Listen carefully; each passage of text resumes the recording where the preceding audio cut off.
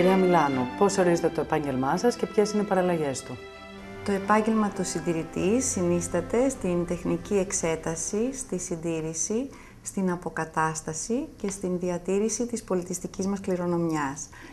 Δεν θα έλεγα ότι το επάγγελμα του συντηρητή έχει παραλλαγές, αλλά θα αναφερθώ στις διαφορετικές ειδικότητές του, όπως είναι η συντήρηση εικόνων, ελαιογραφιών και ξυλογλύπτων, τοιχογραφιών, η συντήρηση χαρτιού και φωτογραφίας, καθώς και η συντήρηση του υφάσματος.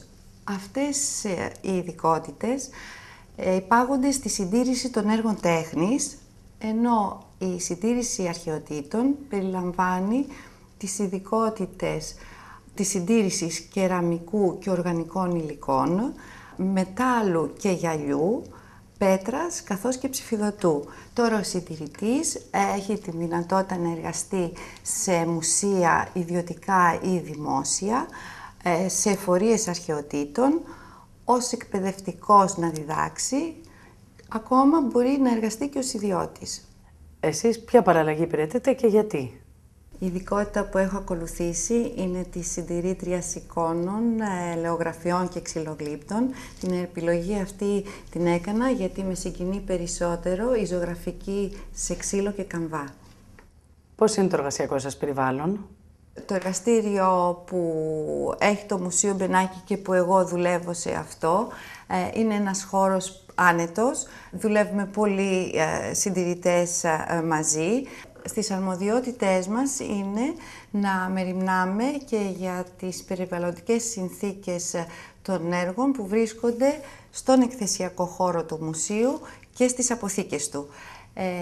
Μία ακόμα αρμοδιότητα που έχουμε είναι να συνοδεύουμε τα έργα στην Ελλάδα και στο εξωτερικό όταν πρόκειται να γίνουν εκθέσεις, με το να ελέγχουμε αυτά τα έργα που πρόκειται να ταξιδέψουν, με το να προετοιμάσουμε τα δελτία κατάστασή τους και βέβαια και να τα συνοδεύσουμε. Ποιες δεξιότητες θεωρείτε χρήσιμες για αυτό το επάγγελμα?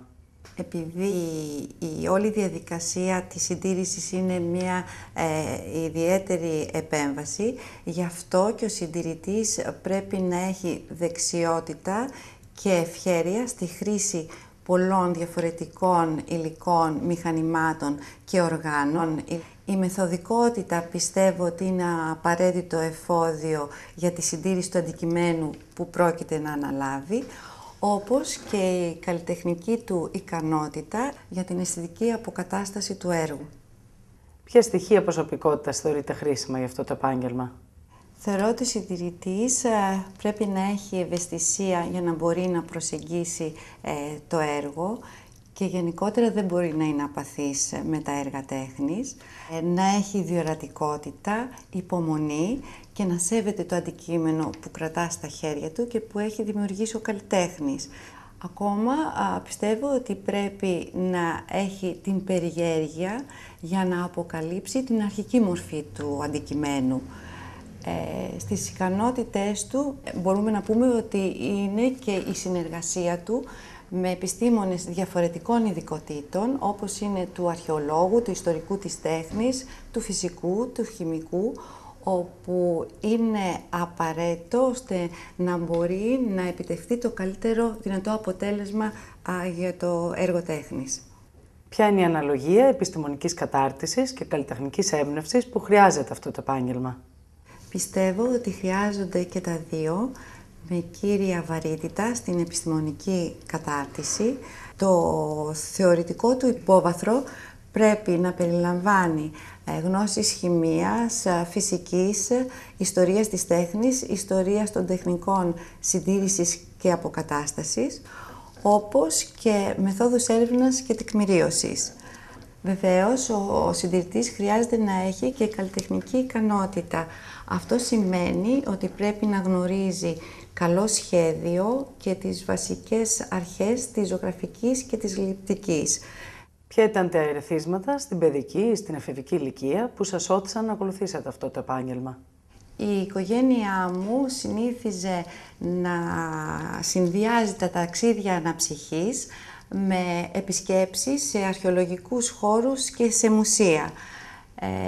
Θυμάμαι σε κάποιες από αυτές τις επισκέψεις μας να γοητεύομαι με τις ακριβείς αναλογίες των γούρων και να μαγεύομαι με τα ζωγραφικά έργα που έβλεπα μέσα στα μουσεία.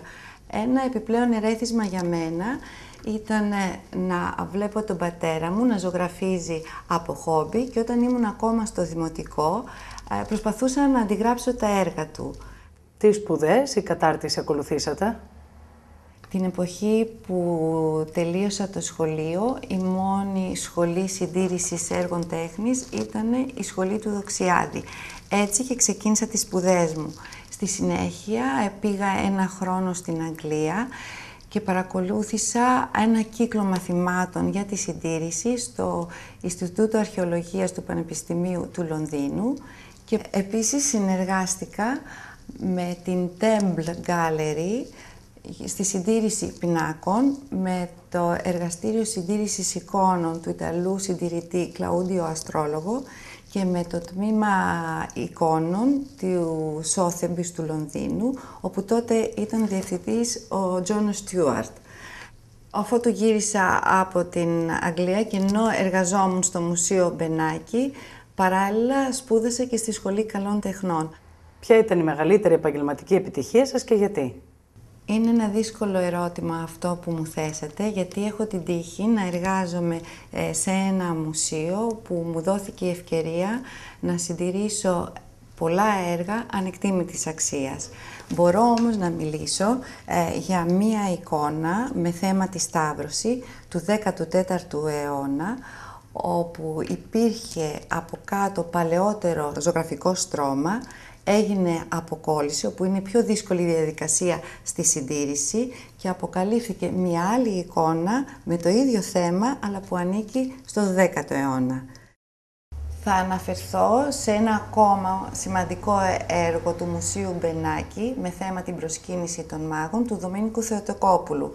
Μετά την αφαίρεση της οξυδωμένης φυσικής ρητίνης και την απαλλαγή του έργου από μεταγενέστερες προσθήκες, αποκαλύφθηκε η λαμπρότητα και η διαφάνεια των χρωμάτων του, καθώς και το αρχικό σχέδιο του ζωγράφου. Τι σας προσφέρει και τι σας στοιχίζει αυτό το επάγγελμα?